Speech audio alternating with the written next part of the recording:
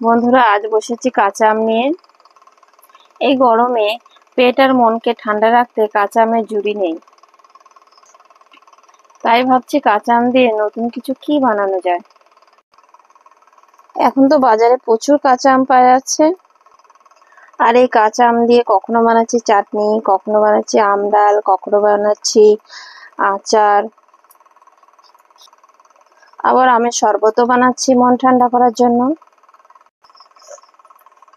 তাই ভাবলাম আম দিয়ে একটা নতুন কিছু বানাই। আর গরম হলেও মাংস তো খেতে ইচ্ছে করে সবারই। তাই কাঁচা আম দিয়ে আজকে মুরগির মাংস রান্না করব। তাই পুরো ভিডিওটায় আমার সঙ্গে থাকুন। দেখুন কিভাবে কাঁচা আম দিয়ে খুব সহজে টেস্টি রেসিপি বানাচ্ছি। তাই একটা কাঁচা আম নিয়ে আমি এভাবে কেটে নেব।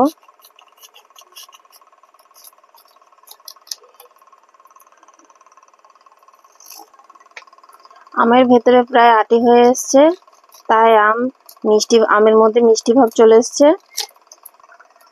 তাও কিছু কিছু আম টক হয়, তাই টক আম নেব না।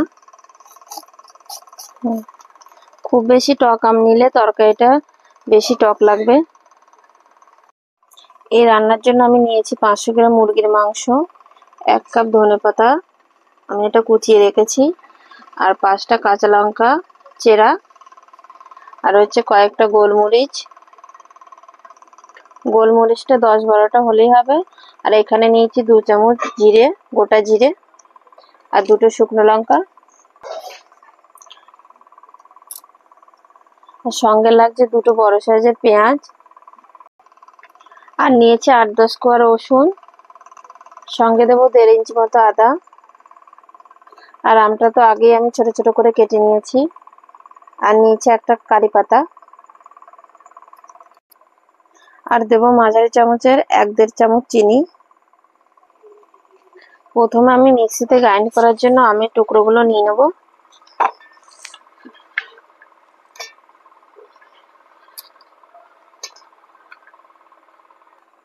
আর এখানে দেবো 3টে কাঁচা লঙ্কা, অল্প লবণ,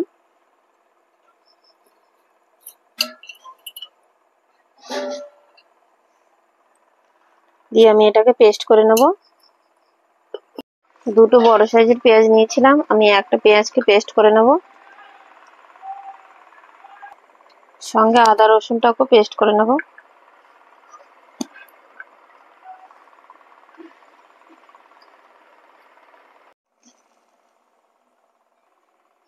মাংসটাকে আগেই আমি ধুয়ে জল ঝরিয়ে রেখে দিয়েছিলাম।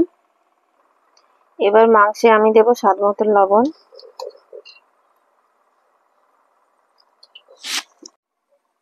আর এর মধ্যে দিয়ে দেবো পেঁয়াজ আদা রসুনের পেস্ট,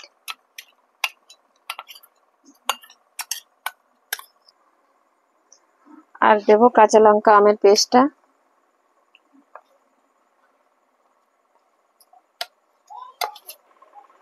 এবার এটাকে আমি ভালো করে মাখিয়ে আধ ঘন্টার জন্য রেখে দেবো।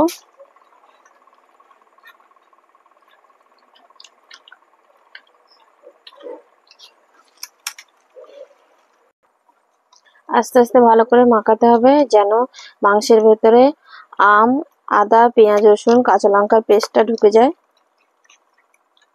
কড়াই গরম হয়ে গেছে, এবার কড়াই দিয়ে দেবো সরষের তেল।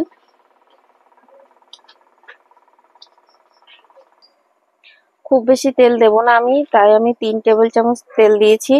আমি রান্নাটা অল্প তেলেই করব। তেল গরম হয়ে গেছে, দিয়ে দেবো গোটা জিরেটা, আর কয়েকটা গোলমরিচ, আর 2টো শুকনো লঙ্কা,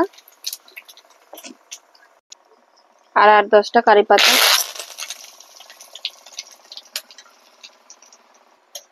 এবার এটাকে একটু হালকা করে নেড়ে চেড়ে পেঁয়াজ কুচিটা দিয়ে দেবো।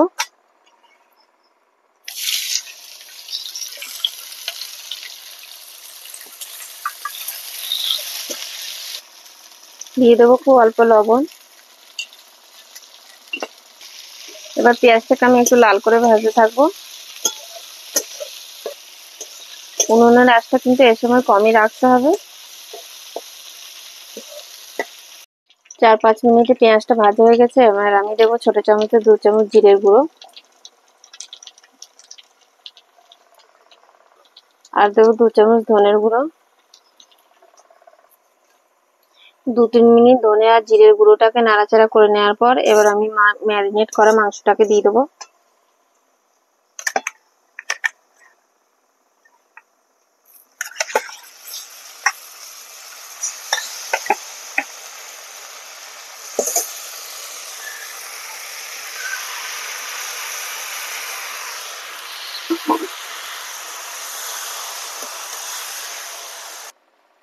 একটু নেড়েচেড়ে নেওয়ার পর ম্যারিনেট করা পাত্রে ধোয়া জলটাও দিয়ে দেবো।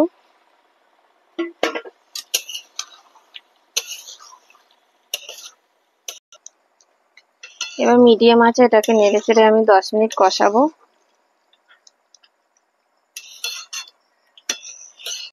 কষানো প্রায় হয়ে গেছে, এবার আমি চিনিটাকে দিয়ে দেবো।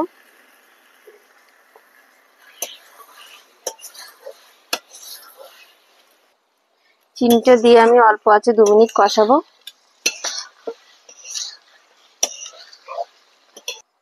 কষানো হয়ে গেছে, সুন্দর গন্ধ বেরোচ্ছে। এবার আমি জল দিয়ে দেবো।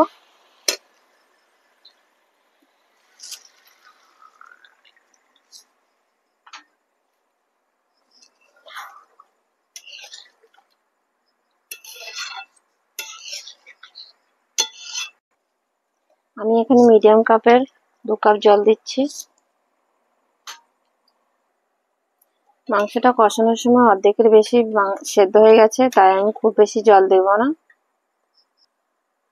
আর এই তরকারিটায় খুব বেশি ঝোল থাকবে না, গ্রেভি টাইপের হবে। এই সময় লবণটা একটু চেক করে নিতে হবে। এবার মাংসটাকে আমি ঢাকা দিয়ে 10 মিনিট মিডিয়াম আঁচে রান্না করব। 5 মিনিট পর খুলে দেখে নেব মাংসটা কতটা সেদ্ধ হয়েছে।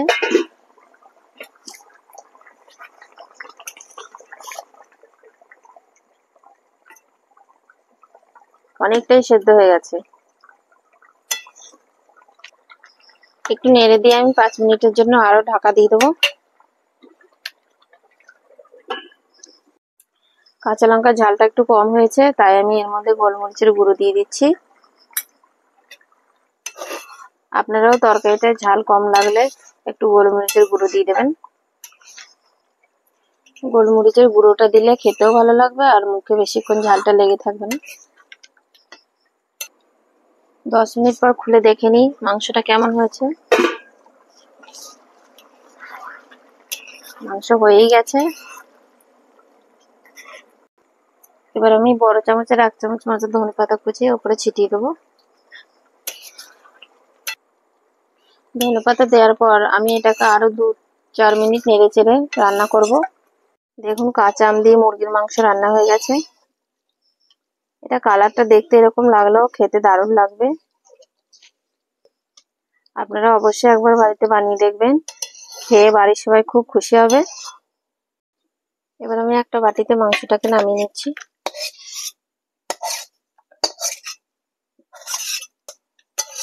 মাংস তো অনেক রকম ভাবেই বানিয়ে খান, এভাবে একবার বানিয়ে দেখবেন, সবাই বলবে আরেকবার রান্না করতে। এবার ভাতের সঙ্গে পরিবেশন করুন ঠিক এভাবে, আর অন্য কোনো তরকারি নিতে চাইবে না। আর বন্ধুরা, রান্নাটা কেমন হলো কমেন্ট করে অবশ্যই জানাবে, আর রান্নাটা বাড়িতে একবার অবশ্যই করবে।